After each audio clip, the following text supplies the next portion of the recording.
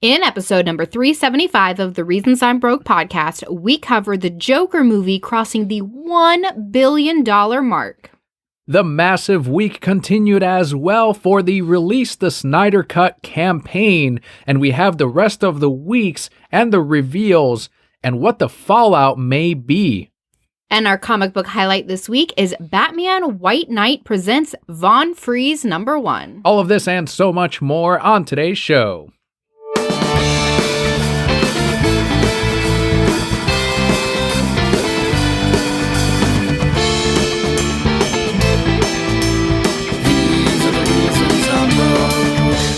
Hello and welcome to the Reasons I'm Broke, the award-winning Reasons I'm Broke podcast, bringing you the reasons we're broke every single week, ranging from comics, movies, TV, video games, and so much more. I am your Emperor Palpa Kelli. And I am Officer Daniel. And for the officer, like Yes. Officer Ginny? Yes. Do you wear like a little officer skirt too? Yes, to everything. So for those of you joining us for the very first time, welcome to the show. The way we format is we're going to cover some news, talking about all those different things that we just mentioned. We have our Patreon shoutouts, our comic book highlight, and we round out with our Brocat block, which is what happened with Daniel and I this week, as well as some listener questions. Before we start the news, because you mentioned the skirt wearing and everything, in the employee handbook for the company I work for, it says that the employee may wear dress pants or shorts or dress. And I said, well, it doesn't say male or female, right? Can they restrict it? In your company, does it say something similar? And could someone be silly and wear a dress? I don't know if it really specifies. I mean, we're very accepting, right, of all walks of life and what you choose to do. So no, I don't think they'd have a problem as long as you're in dress code. Because I've been pushing that. Well, I did push it back when I saw that official handbook that they came out with. And I think the answer I got was, well, you have to be... if you're trolling, we're not going to allow it. Like, you couldn't tell. And I could tell. And I'm like, come on. You troll most of the time. So, but what if it was the one time I was serious? Why? I don't just to mess with people. to troll them. Don't even. If you were legitimately making a life choice decision and a change, I'm sure they would support you. But yes, they would know you're trolling them.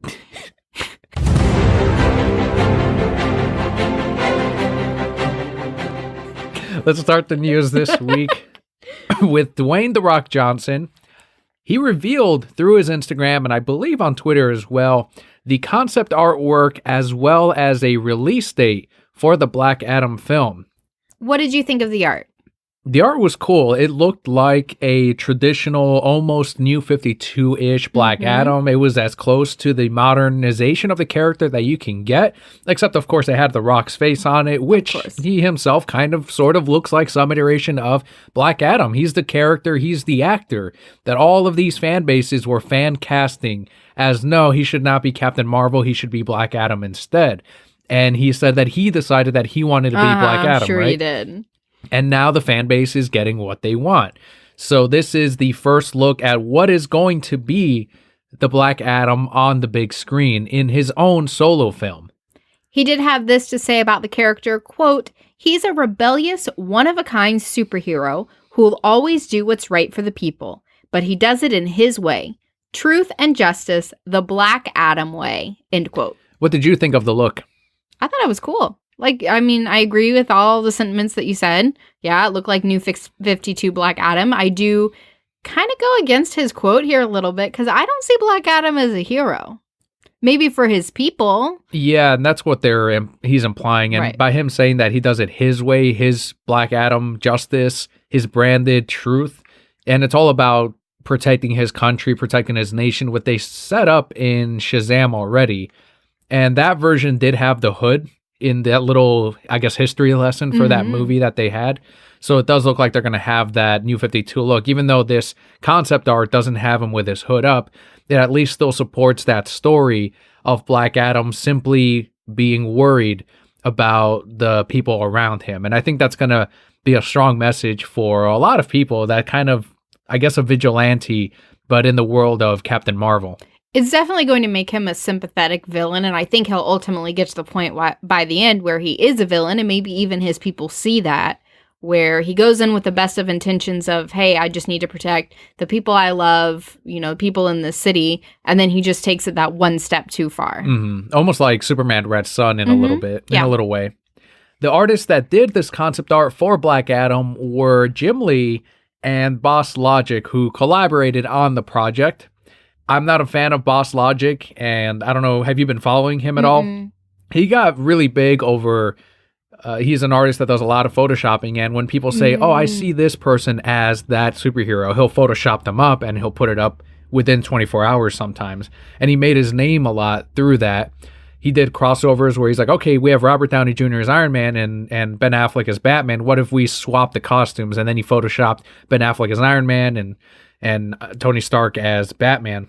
All kinds of stuff. Really made his name through that. But throughout the years, he's been against the Snyder Cut campaign. He's been saying things about how it will not release. And then now that there is this huge push for Release the Snyder Cut, he started putting up all of these Darkseid and Justice League images. And some people in the movement are like, oh, well, you know what? It doesn't matter. At least he's helping the movement. And I'm still like, no, fuck that guy. I'm not going to give him a like. I'm not going to give him a retweet. I never push his work either. There's other artists in the movement that are, I think, better than Boss Logic, and I think they should be getting the attention. But what ended up happening with him is since putting up these Darkseid images and pushing for the Snyder Cut as well, even though on Twitter he was saying it's the wrong hashtag, it's actually this one, and he put up the misspelled one, kind of making fun of the movement again during that week. And I'm like, look at this fucking guy. But his fan base, which are mainly Marvel sheep, got on him about putting up hashtag Release the Snyder Cut images. And he's like, my fan base completely flipped on me. I'm like, that's what you fucking get, dude. This is what you get. And Right. You can't just bandwagon on the movement so that you get more followers and likes. Or for whatever's supporting you, you're like, oh, I'm going to support you now, when you were such an avid, against it. Yeah. Ugh, don't like him either. But Jim Lee, good job. Someone on Twitter did a better piece of Black Adam, and that shows him. I think it's a Photoshop of a wrestling move that The Rock normally did. It looked kind of like a photo that they then drew over, and it has him slamming down Captain Marvel, and it has The Rock in his Black Adam outfit, and it looks awesome. And it's That's great. I hope to see some wrestling moves, and I know it's not just what we know. That's not what he's known for at this point. He's carved his own path. He's I think he's a really good actor. But it'd be neat to have some wrestling references when they end up fighting. We will find out on the big screen December 22nd, 2021. So a little over 2 years away. While we are not fans of the CW anymore, we ended up dropping out of that full lineup of shows. They have released a new set of Batwoman photos, one of which features Batman himself, Kevin Conroy, suited up as Kingdom Come's Batman. We can die happy now. Once we watch it, yes. He finally became all of Batman. Not just the animated, but the live action too. We've wanted this for years, and here it is. Once this episode drops, you can't just say, well, he's the best animated Batman. No, now he is also the best live action Batman. Yes. Batman himself is now going forward. Kingdom Come Batman, a lot of people wanted it to be Old Man Bruce from Batman Beyond. And if they had gone that route, I would have still asked for him to be in the suit. Put him in the suit at some point. You can't just have Kevin Conroy finally playing live action Bruce Wayne and not put him in the goddamn suit. But in this, they're going the Kingdom Come route. And in that, he does have that outfit that they sort of went after in this still. And that tells me that he is going to kick ass at some point as Batman, and he's going to be voicing it, and it's going to be fucking fantastic. They're going to have to get a stunt double, because I don't know that Kevin Conroy can really kick anybody's ass. There were also additional pictures of Brandon Routh as Kingdom Come Superman. They looked good. They looked better than the CW Superman for sure. This crossover will be multi-parts for each of the different shows. But Crisis on Infinite Earths Part 2 airs on December 9th. So if you're just watching it for Batman like we are, December 9th. More Batman talk as we go into Nolanverse Batman with Christian Bale, who recently spoke out about why he did not return for a fourth Batman film.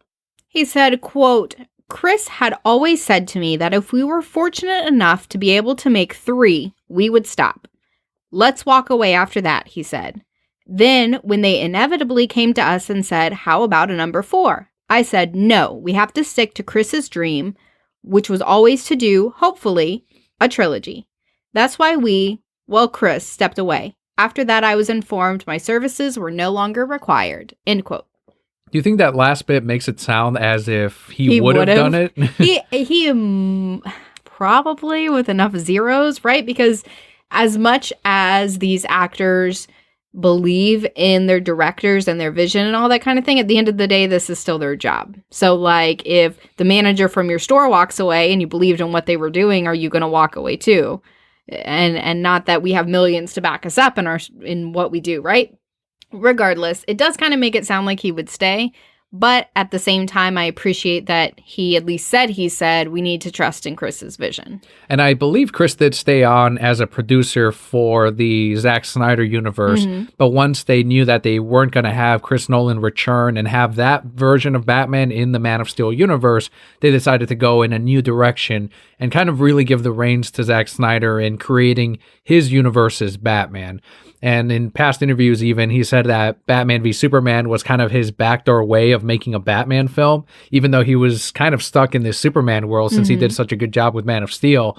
But then he got best of both worlds with Batman v Superman. So I think it ended up working out for the best. As much as we like the Dark Knight trilogy, I am happy with what we ended up getting to. Something else that we're also happy with what we got, and not just us, which we knew we would enjoy it, right? But the world, Daniel. The world has spoken, and the Joker movie has become the first R-rated movie to cross the $1 billion mark at the box office. They're calling it Todd Billion. Todd Billion. This is the 7th film from Warner Brothers to hit the $1 billion mark, and the 4th DC film after Aquaman, The Dark Knight Rises, and The Dark Knight. That is insane. What I think is most impressive about this, though, is that it never even hit China. Without China. Todd Billion. It is starting to creep up on The Dark Knight Rises numbers as it overtakes The Dark Knight now. So it's going up and up on that, not only DC film ladder, but also for Warner Brothers. And it is the most successful R-rated film to hit the $1 billion mark. And it is also the most successful comic book movie of all time, as it has done 16 times its budget. 16 times? Insane. It's fucking unbelievable. Insane. I am so appreciative that this movie did as well as it did, despite everything that was against it, despite all the maybe Disney paid for protests that went on against it. But we say every single time, vote with your dollar. So for them to see these numbers, again, without China, what does that say to them for the kind of movies they can bring us, the kind of movies they can produce, the risks that they can take to give us these great comic book films, these great character studies? Do you think the success of Joker at all influenced the movement to get Snyder's darker version of Justice League released? Potentially. I think if anything, it's going to influence the executives who get to make that decision and potentially say, we thought that this was what the world wanted, but obviously the world can handle more than that. The viewers have voted with their dollar. They're okay with dark movies. Keep making them. Focus on the artist's vision and trust in them and go forward from there. But due to the Joker's success, The Hollywood Reporter had put up an anonymous article saying that not only would the Joker movie get a sequel, but that there would be a line of DC Black films coming as well, which is what Todd Phillips had initially pitched when he pitched the first Joker movie. Deadline has since debunked this claim, saying there are no talks or even negotiations taking place. According to Mike Fleming Jr. over at Deadline, Joker director Todd Phillips hasn't even considered any other DC characters for future projects. So it was a pretty big clickbait headline with people coming into the store and tweets. And I've still seen Instagram posts of Joker 2 is coming, and no, it's not. Hasn't been confirmed yet. Hasn't been, as they said, there aren't even talks happening. So as of this moment, if that decision is made or if they start any of that talk, I think it'll be after Oscar season. It'll be next year that they start looking into that, if anything. I really don't foresee a Joker 2 coming out at all. I mean, we've talked about this before, right? But I don't want it to take away from the first one. And I don't think it would be as well executed. I don't know. Maybe I'm wrong, right? But to say that he doesn't have any other characters in mind, I think is a big fat lie. Yeah. Because he 100% has 5 more characters lined up that he can tell a great, compelling character study story for. Because that's one of the most amazing things about Batman is the depth that's been created behind all of these villains. They're not just crazy. There's a reason for it. There's something behind every single thing that they do, which really you can't hate many of his villains, even if they do shitty things like kill a bunch of people. I'm with you there on there's got to be ideas in his mind, at least for more Black Label books, DC Black as he called it. And I will disagree once again with you in that if they make 1 sequel, 2 sequels, 18,000 sequels, it will never take away or affect the first one because it's not like the sequels are now changing the first one and they update something here and now your copy is changed. It'll still be that strong, awesome movie. I don't ever think it'll update it and change it. Well, what do you mean by taking away then? We've talked about this before. We take Mulan, for example, right? Every single time I watch Mulan 1, I think about shitty Mulan 2. Well, that's on us and then. How Shang Li turns into a Native American and how all her strong femaleness is gone and how the Emperor has 3 daughters that we don't see in the first one. I forever think of that when I watch Mulan 1. Once again, that's on us as the viewer, though. It's not on the film itself, not the first one, or even on how they intended to make Joker 1. We can fight. I'm glad you like sleeping on the couch.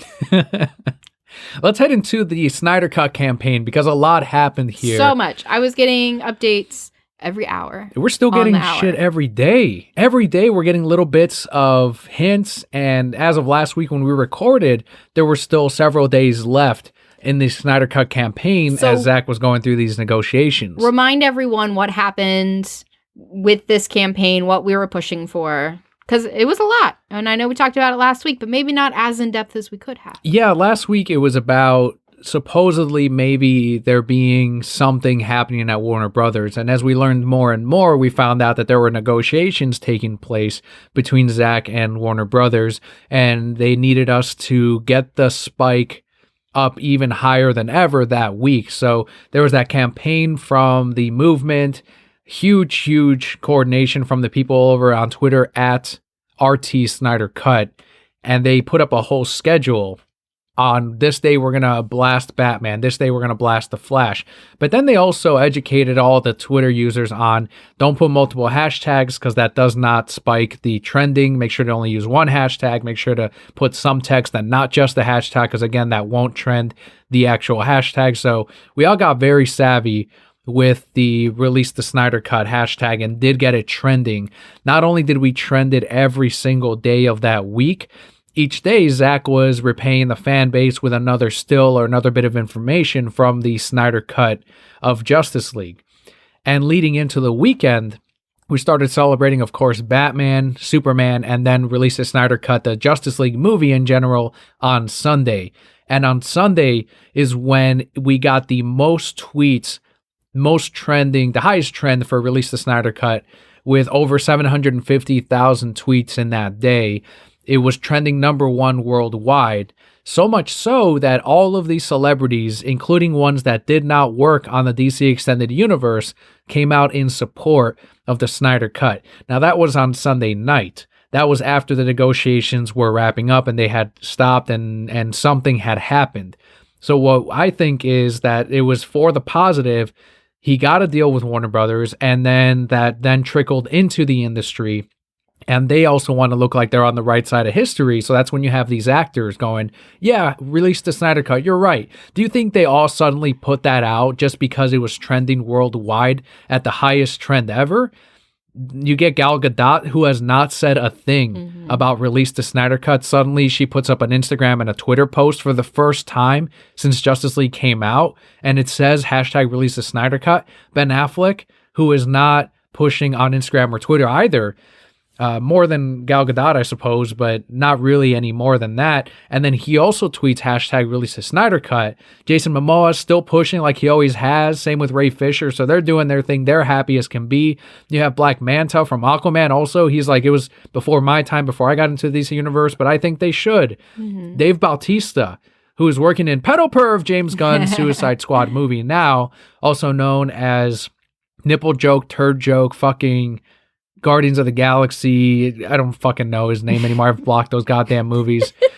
And even he was tweeting about it and putting up on Instagram, maybe I saw it, maybe I didn't, but yes, they should definitely release the Snyder Cut. And it was all of these celebrities coming out. Kevin Smith, of course, even put up a tweet about it. On that Sunday night, something ended up happening, and it was a good thing. On Vero, they asked Snyder, did we do good today? Did we do a good job? What happened? And he said, so good. So it's for the positive, and this is what was happening. One of the stills that were revealed that I don't think we covered last week was a shot of Superman being held by what looked to be Doomsday. Then he has that wound on his chest that we saw in BVS. So we're either thinking this is in his head as he is, dead in the coffin, and then he's possibly being manipulated by the anti-life equation, which would then hint at the nightmare sequence that we saw in BVS. So that he showed us as well. We got some more images of the Flash. And then I think we had covered Aquaman and Steppenwolf. As of today, though, we saw that all of the Warner Brothers accounts refollowed Zack Snyder on Twitter and on Instagram. When someone in the fan base pointed that out and tagged all of the Warner Brothers accounts and said, hey, you guys suddenly followed Zack Snyder again. HBO Max's official one liked it as well. So there's some confirmation here. Things happened and it's a good thing. Now it's a matter of, I think it's safe to say it's confirmed we're getting it. There's no way we're not getting it. Yeah. It's a matter of when. Is it going to be this year? There's a lot of rumblings with this. He broke out a deal.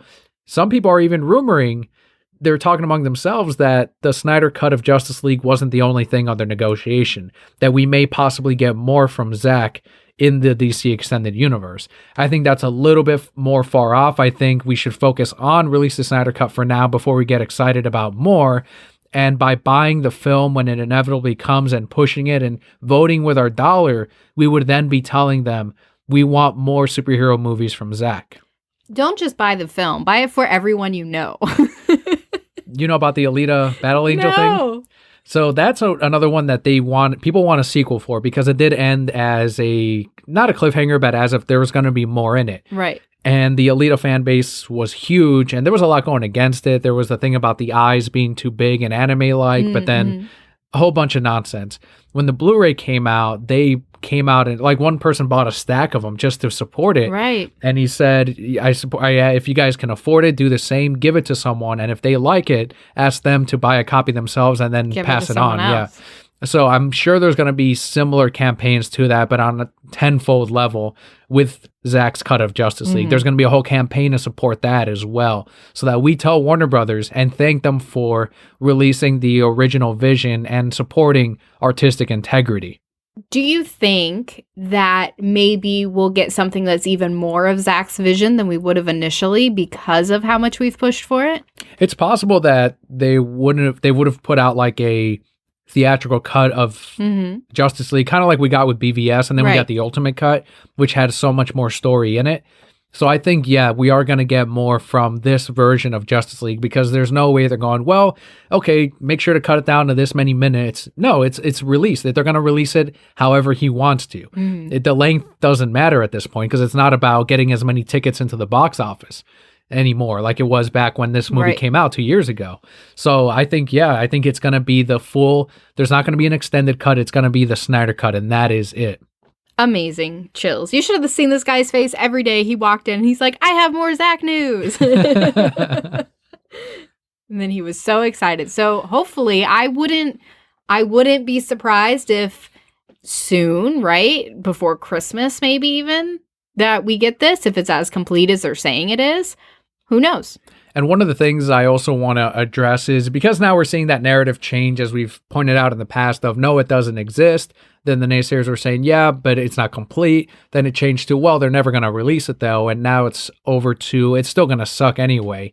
And that's where we're at now, because they've now accepted all of those things before, and they've been pushed this far to, well, it's still going to suck, so whatever. And to them, obviously they don't matter. They're not going to be buying the movie. I'm sure they're going to try to see it anyway, just to bomb review it on whatever site they're on. But this was never about, no, well, this is going to be a better version, and now this is going to be great. It's about him getting his vision out there. The actors getting paid. The actors that weren't seen in there getting their recognition as well. There's people that are in the theatrical cut of Justice League that are in the movie that aren't in the credits. Ares himself. And that's bullshit. Like, there's a lot of injustices that happened with this theatrical cut of Justice League, that there's a ton of corrections being made and a lot of things being done right for the people who worked on this.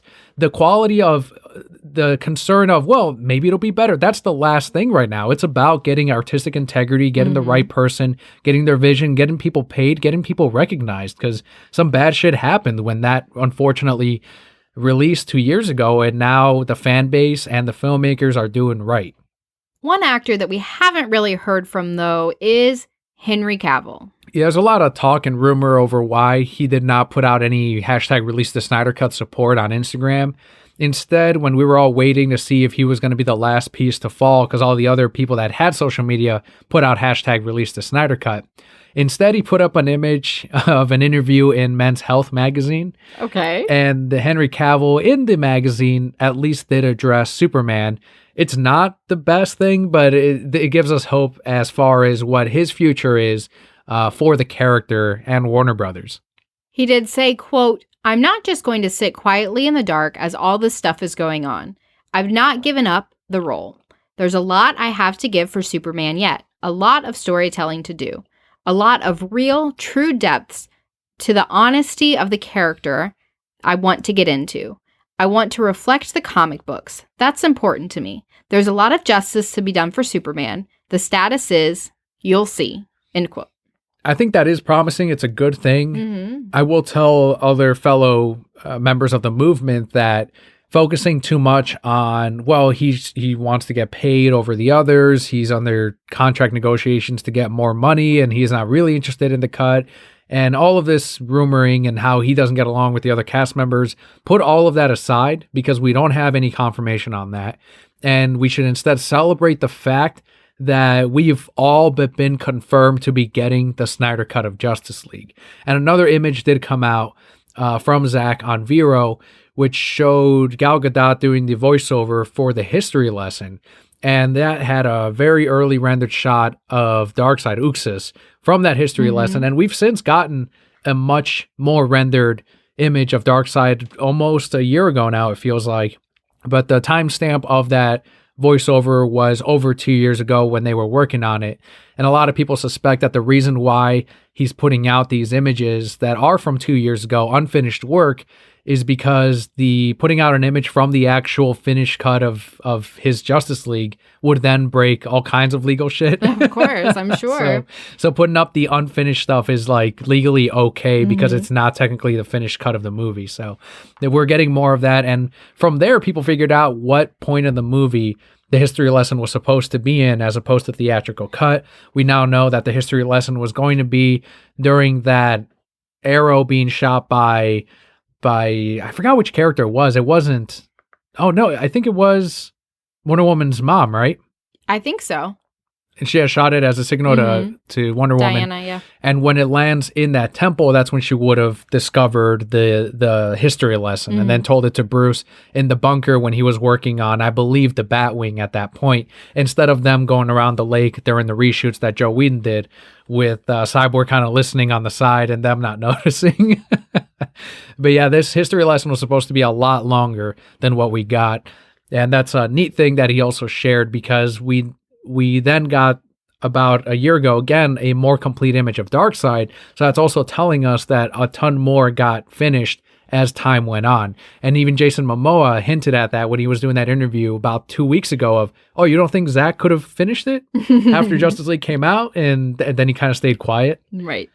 This is so exciting. What a time to be alive. We've once again cyberbullied. No, we're not cyberbullying. Well, that's the difference. A lot of people were correlating the Sonic the Hedgehog thing with the Snyder Cut, and there's a massive fucking difference between the two. Absolutely. The Sonic the Hedgehog movement, all these quote-unquote fans of Sonic demanded they change the original vision of Sonic into something that they felt was more Sonic.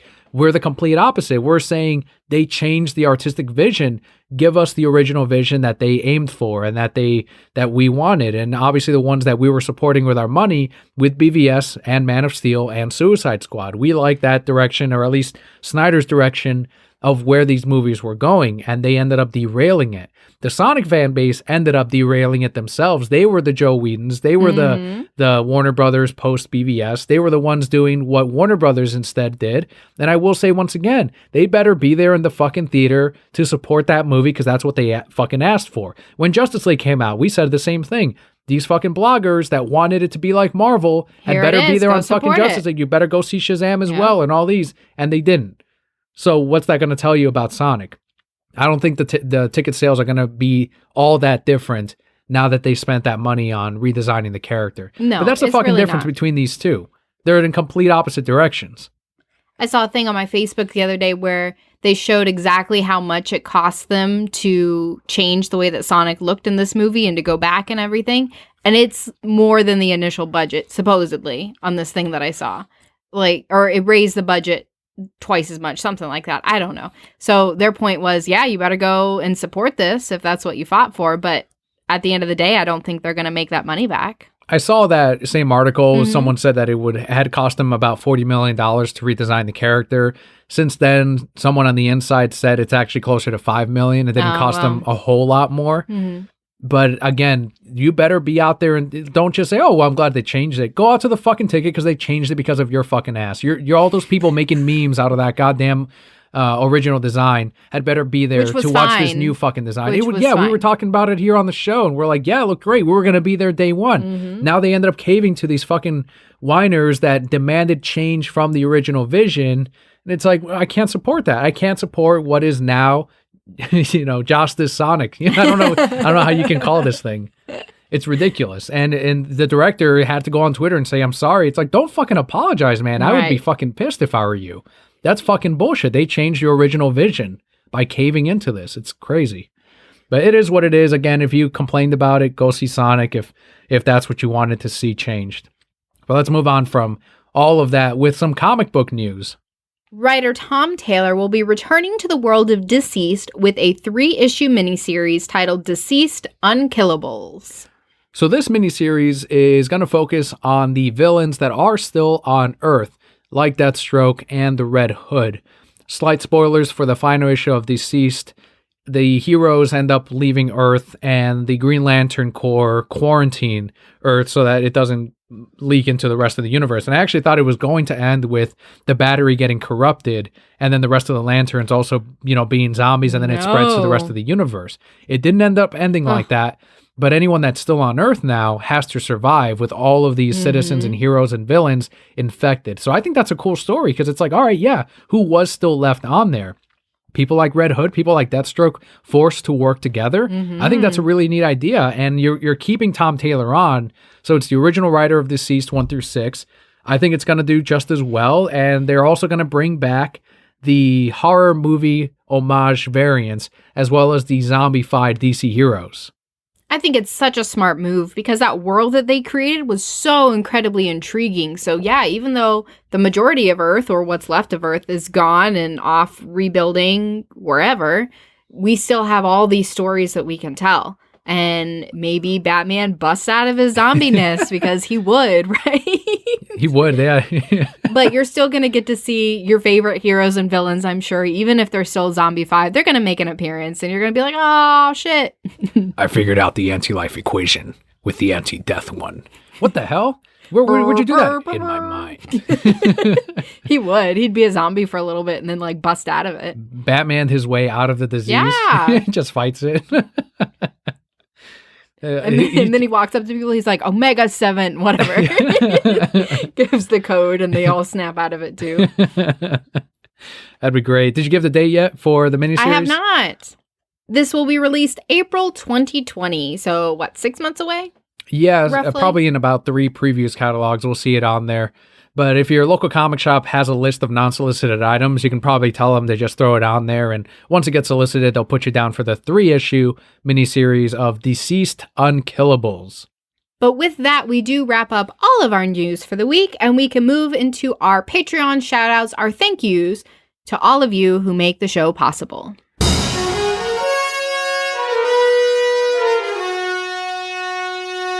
First shout out goes out to Nick F. Two Twitter handles for Nick, at Jersey Whisperer and at Nick's Nerd News 1. Nick does lots of live streams on his YouTube. The times are to be determined, but definitely check it out and he'll have it posted there. He used to do them on Sundays at 7 p.m. Eastern Time, but due to a change in work, he's going to be retooling that schedule. But when you do tune in to Nick's Nerd News, it's about Marvel, DC, Funko Pops. Nerd news. Nerd news, exactly, every single week. And in the chat, you can actually chime in and he will address you live. That's on awesome. There. And if you can't make it to the live streams, just go to his YouTube channel, search up Nick's Nerd News, make sure to subscribe, and you can at least see the video after the live stream. It'll be uploaded on his channel. Our next shout out goes out to Jillian W., who has two Twitter handles, at Kage023 and at Lazy Gaming Guys. Julian was playing Final Fantasy Online this week on the YouTube channel for LGG. There's a lot of great members in the chat every time Lazy Gaming Guys streams, including Purple Swordfish, including Bobby, including OmniJam. Lots of great members in chat, including myself. I'll be on there. But definitely check out Lazy Gaming Guys on Twitter, at Lazy Gaming Guys. Longtime supporters, longtime friends. Next up, we have Christian. You can find him on Instagram at _man_defeated. He's been putting up some hashtag Release The Snyder Cut posts, as well as some great nighttime tree photography from Victoria, Texas. We have a lot of Texans that are Brokehead Core members. That's interesting. Pretty neat. Every time I look at the stats, it's California #1 now. And then I believe Florida got bumped down to #2, and then it's Texas at #3 last time I checked. That's awesome. Well, thank you, Texas, for showing up. Next shout out goes out to Renee on Twitter at Yugi's Pokemon. Renee tweeted, quote, "Finally hit 20,000 gamer score on my Xbox account with this achievement from The Walking Dead from Telltale Games." Telltale Games, they're coming back. I don't know if you know. Yeah, and they're going to supposedly retain the Batman license to do more of those games. Those were great games. Last shout out this week goes out to Corey B on Twitter at Comictropolis. He is our latest supporter of the Reasons I'm Broke podcast. Corey tweeted, quote, "November 17th, 2019, right here, shouting 500,000, hashtag Release The Snyder Cut," end quote. That's the kind of tweet that you fucking pin to remember the date, November 17th, 2019. At that time, 500,000. Now we're up to, at that time, it ended at over 750,000. Wow. Fucking amazing, this push. And he was also there all week tweeting hashtag Release The Snyder Cut. Thank you so much, Corey, for not only being next to everyone else in supporting Zach's vision, but also in supporting our little podcast here. So thank you, Corey, Renee, Christian, Julian, and Nick F. for all of your support this and every single week. If you would like your shout out every single month, head on over to patreon.com/thereasonsimbroke. For just $1 a month, you too can get your shout out. If you end up backing us at more, you get things like the decals every 3 months, voting on the design of the decals, and we're now working on figuring out the details to another voting process on possible trades as chosen by a certain tier of the Brokehead Core member. Can I choose? Can I choose them? For $5 a month, you can. Yeah, absolutely. I support you with way more than $5. So you're going to start reading the comics that you also push? Yes. That sounded like a lie. It's the truth. If you would like to chime in with other Brokehead Core members, we have a Discord lounge. You can find the link in today's description. But if you go on there, join the Discord lounge, and you will find all kinds of ongoing memes and chats and more than just what we cover on the show. And now we can move into some of your favorite segment of our show, our comic book highlight.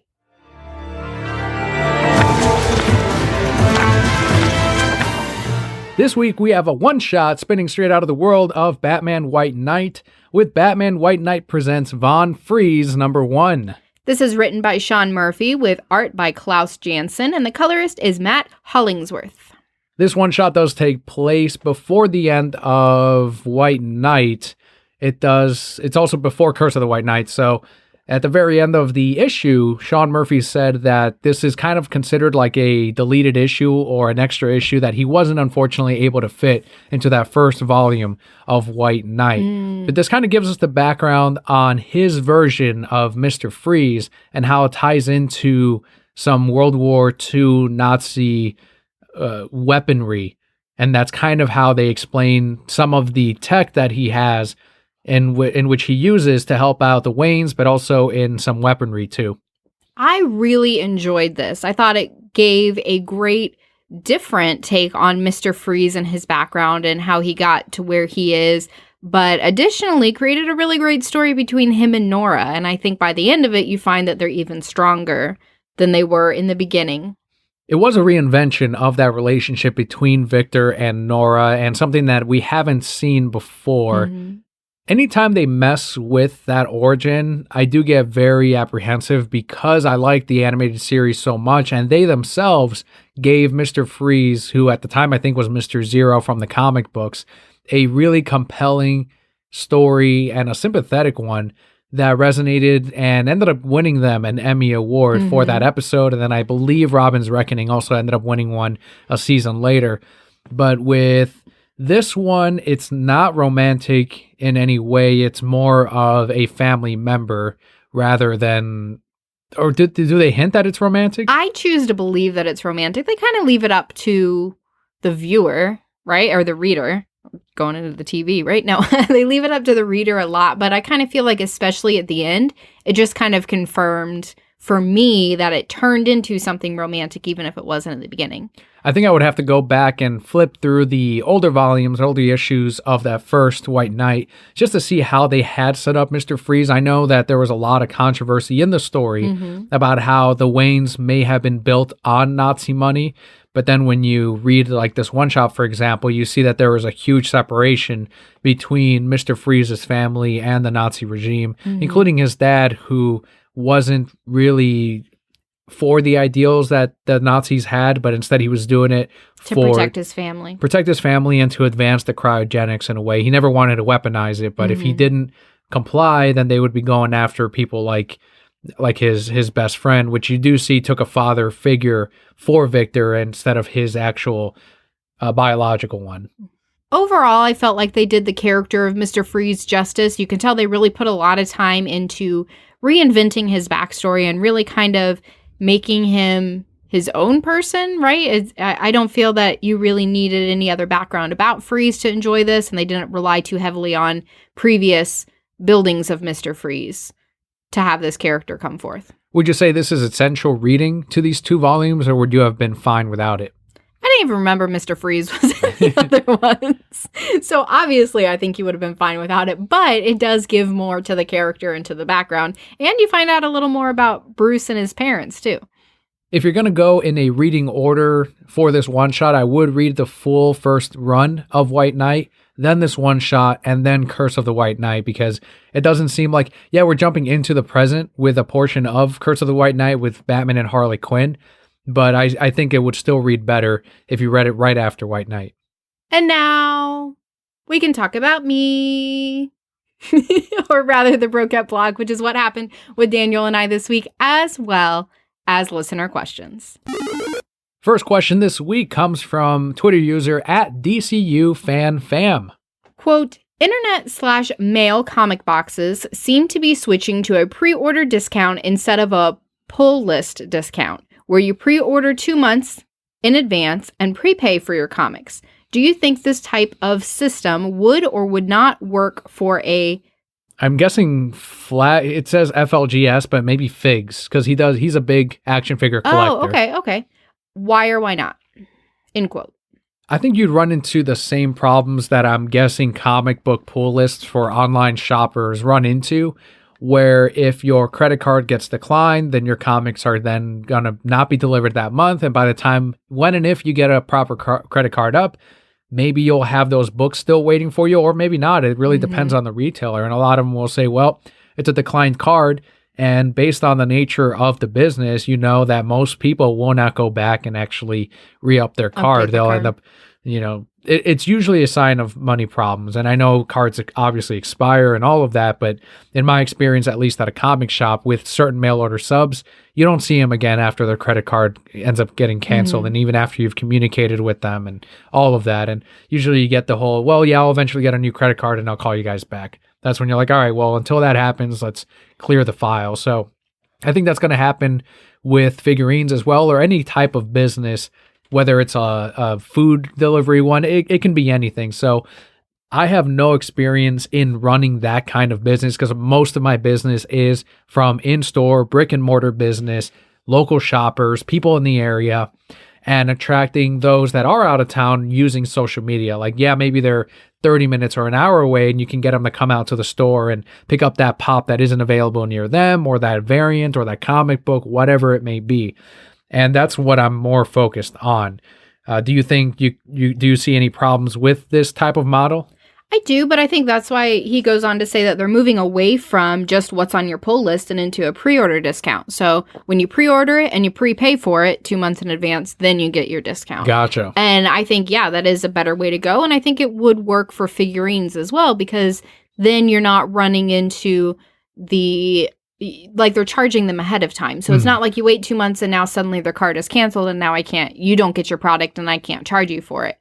So it looks like it's really 2 months in advance. Yeah, I have the money now. Here, let me pre-order and pay for it and then send it out. And I think if you're going with that model, really the sky's the limit, because as long as you have the market for it and people are willing to put their money down 2 months before they actually receive the product, then you don't have a problem because you already have the money.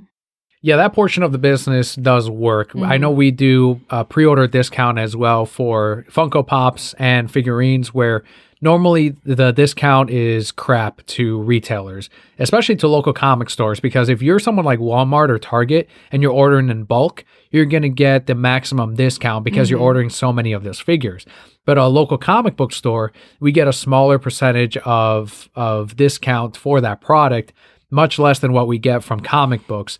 So because of that, a lot of stores, including my own, if you didn't pre-order it, we do have a markup for the stand so that we make a better margin on that product. But we do have a pre-order discount where as long as you pre-order that statue or figurine, you get that MSRP price and not the markup. And yeah, sometimes we end up breaking even if we end up paying a shit ton for shipping. But if we end up making a little bit of profit out of that, then that's still a good thing in the end. Make a profit and you make a returning customer. Of course, yeah. And hopefully they're buying more than just that statue next time, or they're picking up an extra Funko Pop or an extra comic. And all of that leads into business growth, of course. Right. So that's I think that is a good model to at least incentivize the customer to stay at your store and not immediately run to certain online retailers. Our next question comes from @CubanSlim. Bobby asked, quote, "Why don't comic artists /writers /inkers /colorists visit local comic book shops more and do signings? This would allow them to sell their personal stuff, prints and original graphic panel, sheets, etc., as well as stimulate local comic book shop sales. Reaching back to the shops should be key because that's where the books are purchased. There has to be a way to make this work so that readers, stores, and creators alike can all benefit from something as simple as this, no?" End quote. Bobby coming through with the weekly question.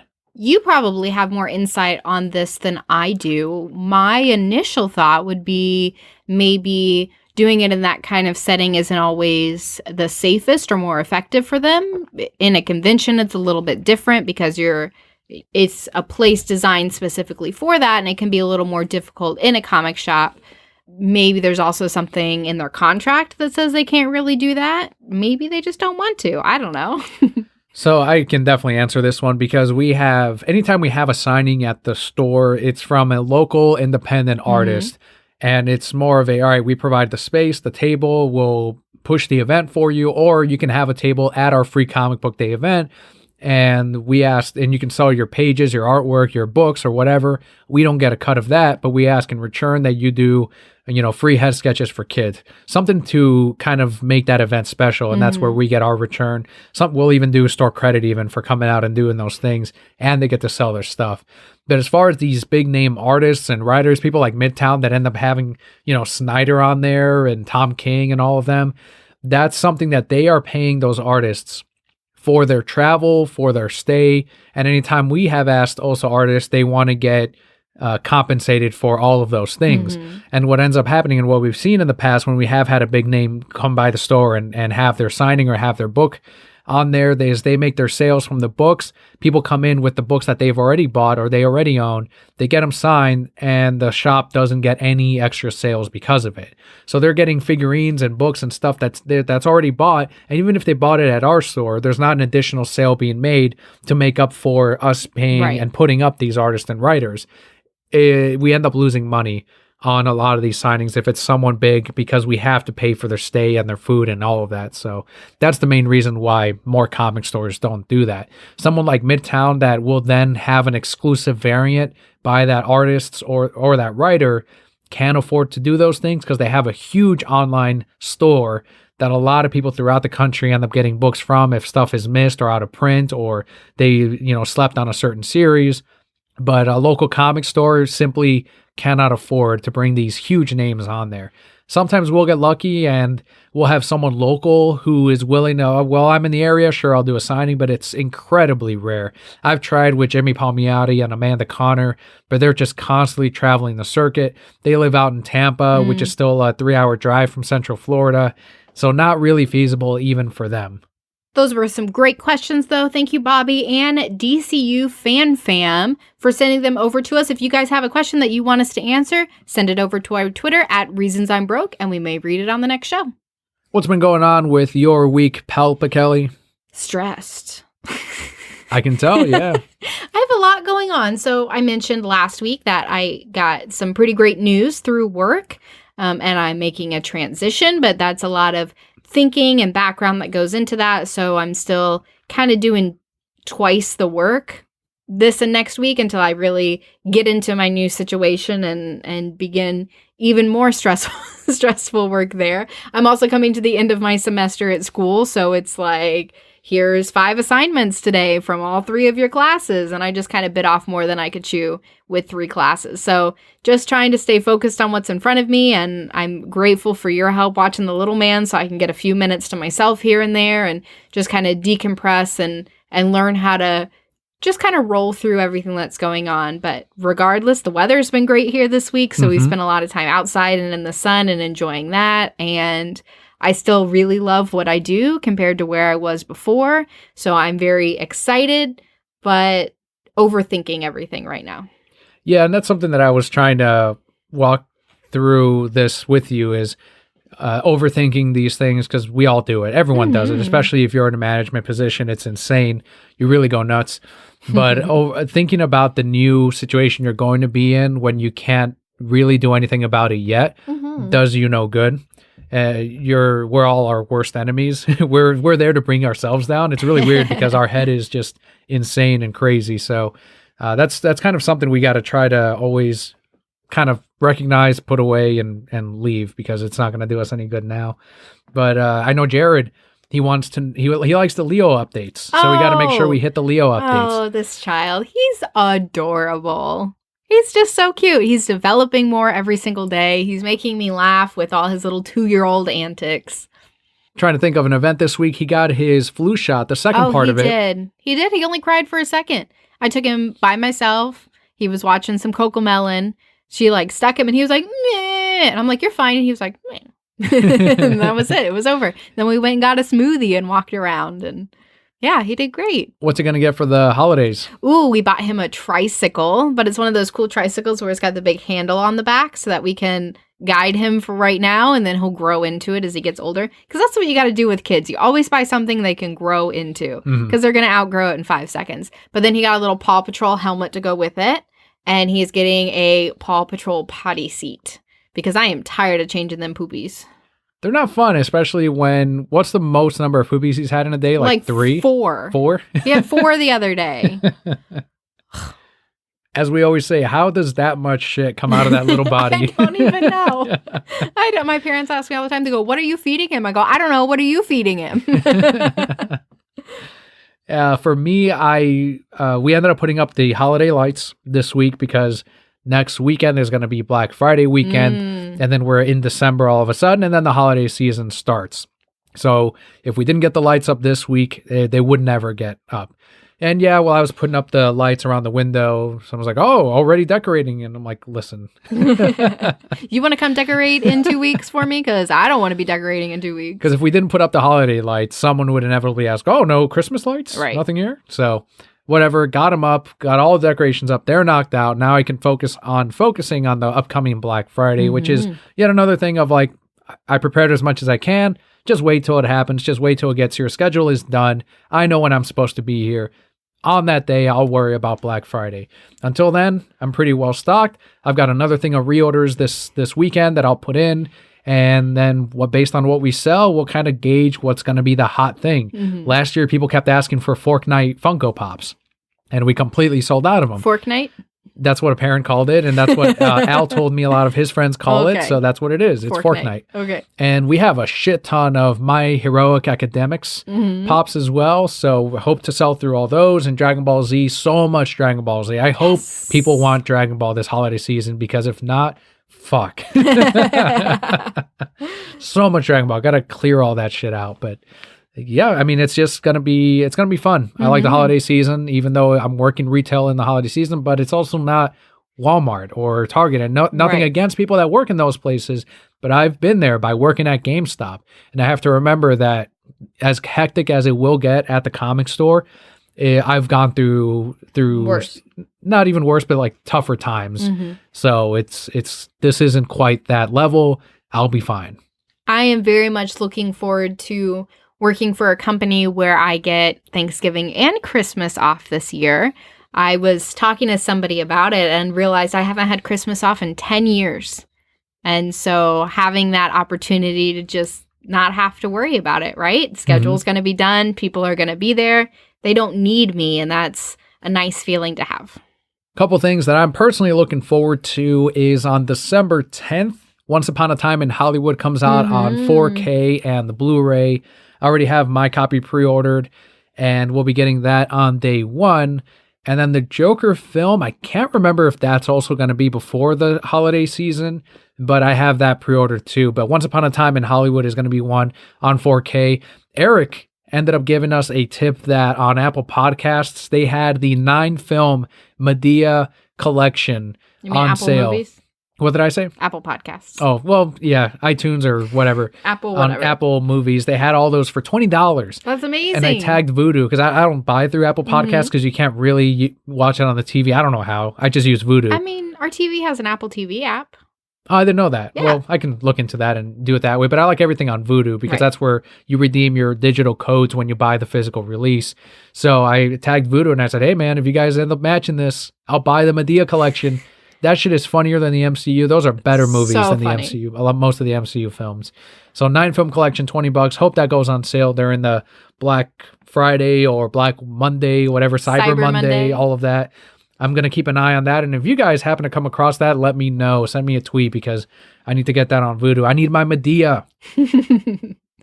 But that will wrap things up for this week. Let us know which of the Snyder Cut releases or leaks, not leaks, but announcements and pushes you were most surprised by, what favorite tweets you had from the movement on Twitter at Reasons I'm Broke, or to Palpa Kelli. At Palpa Kelli, but Kelly spelled with an I.